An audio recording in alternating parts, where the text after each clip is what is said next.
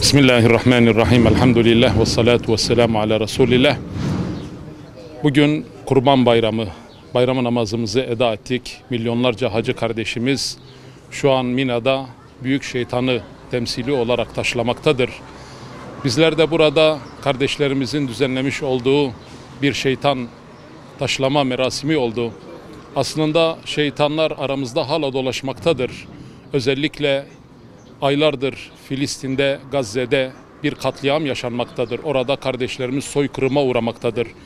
Kadın çocuk demeden orada insanlarımız, kardeşlerimiz katledildi.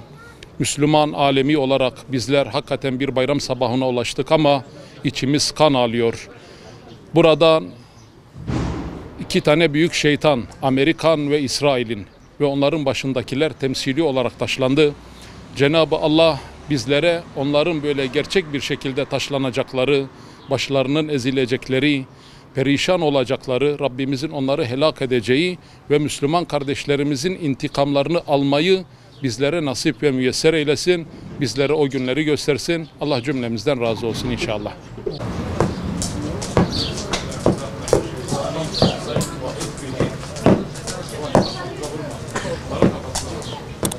Allah kafalarını ezeceğimiz günleri de göstersin inşallah. Eyvallah, amin.